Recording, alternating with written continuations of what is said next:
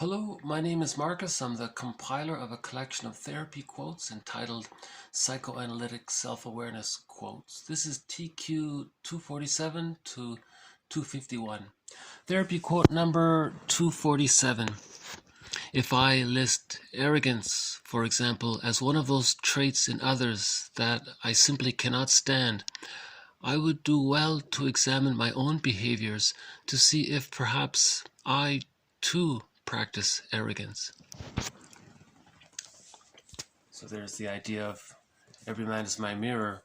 So something you don't like that you see in others may be a mirror of what we don't like in ourselves, or we don't admit that's in ourselves.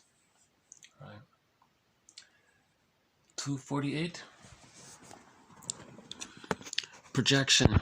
When on a deep level we sense something about ourselves that we don't want to face, we sometimes project or thrust that attitude or way of behaving away from ourselves. With projection, we attribute our unacceptable qualities to another person.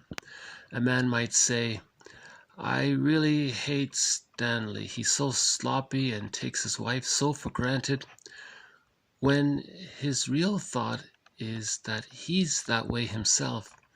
He doesn't like having Stanley around because Stanley reminds him of his own worst qualities. So just another example of every man is my mirror. So so maybe whatever traits he doesn't like in the other person, it may be a sign that he has it himself, and that's why he doesn't like it. And that's the theory of projection. There's anxiety related to admitting something about ourselves. So the way to deal with that anxiety is to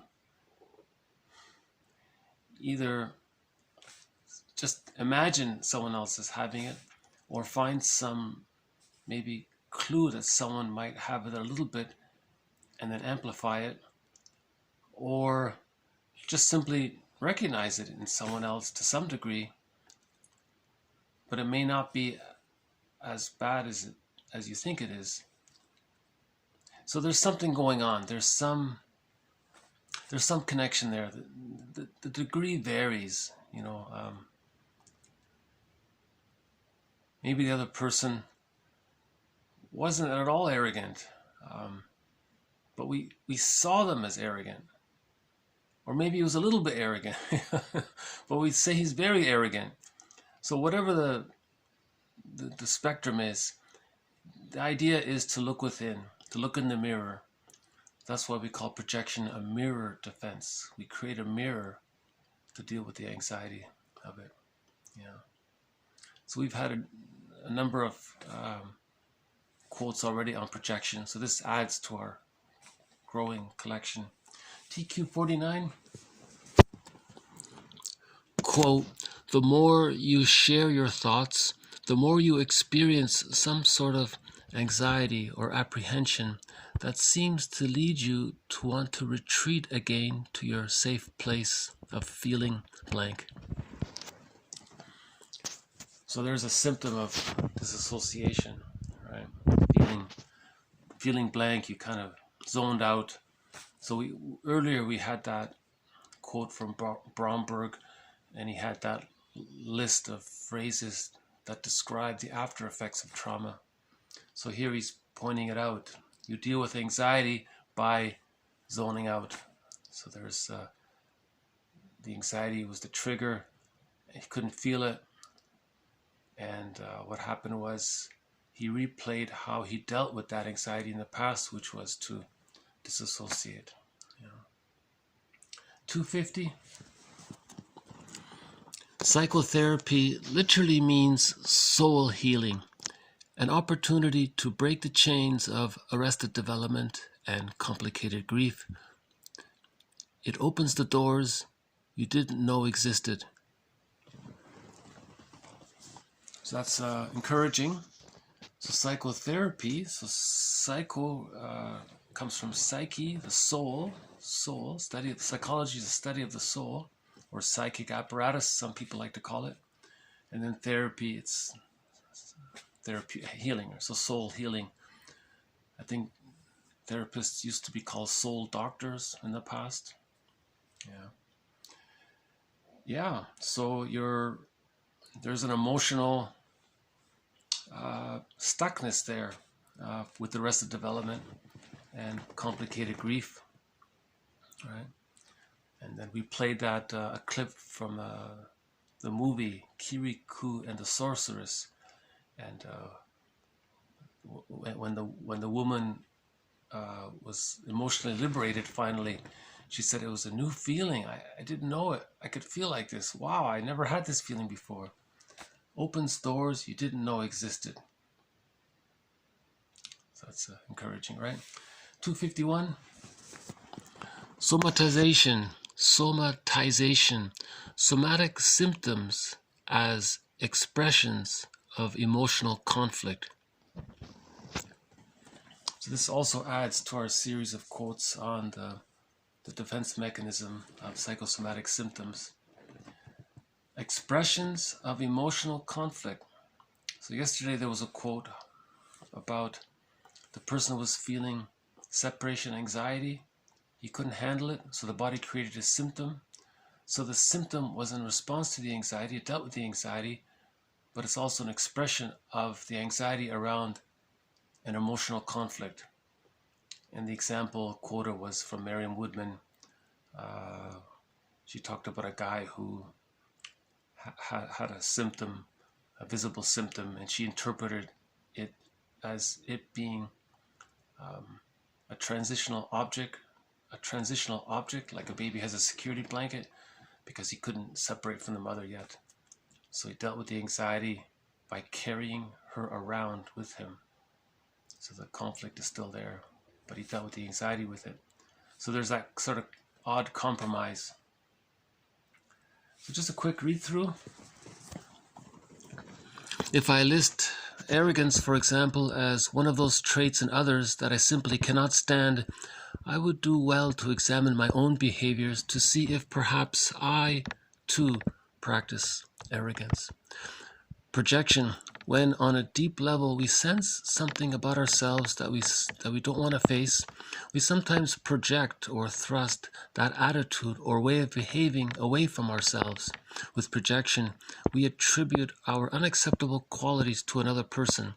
A man might say, quote, "I really hate Stanley. He's so sloppy and he takes his wife so for granted," unquote, when his real thought is that he's that way himself. He doesn't like having Stanley around because Stanley reminds him of his own worst qualities. Quote, "The more you share your thoughts, the more you experience some sort of anxiety or apprehension that seems to lead you to want to retreat again to your safe place of feeling blank." Psychotherapy literally means soul healing, an opportunity to break the chains of arrested development and complicated grief. It opens the doors that you didn't know existed. Somatization. Somatic symptoms as expressions of emotional conflict. Okay, so these build on previous quotes. More to follow.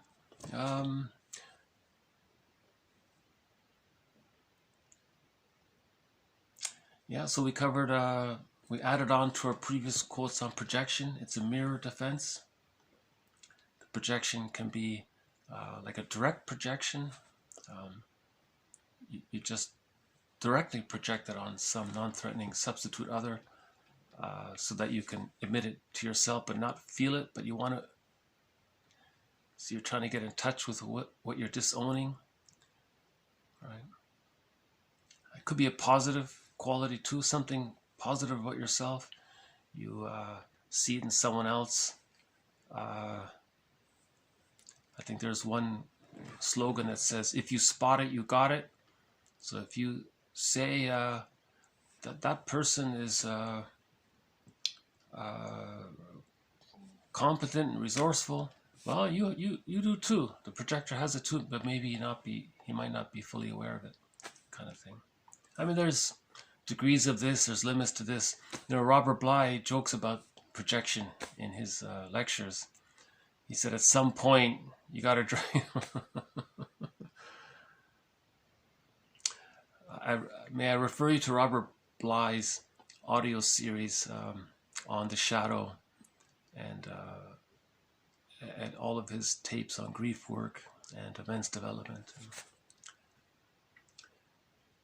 Yeah, okay, and so that's projection.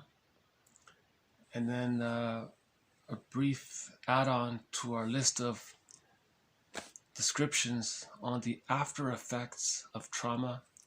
Bromberg describes trauma as an emotional tsunami. When there's too much, too soon, you need to escape, but there's no escape, so the mind disassociates. I think that's part of school shock. There was the case where the child was very bonded at home. He wasn't prepared. Suddenly he was thrust into some chaotic school environment, and it was too much. He wasn't prepared for it. He experienced great anxiety about separating from his mother. That anxiety compounded with the shock of the new environment. He couldn't escape. It was too much, too soon from his point of view. And he wanted to escape, but he didn't know how to escape.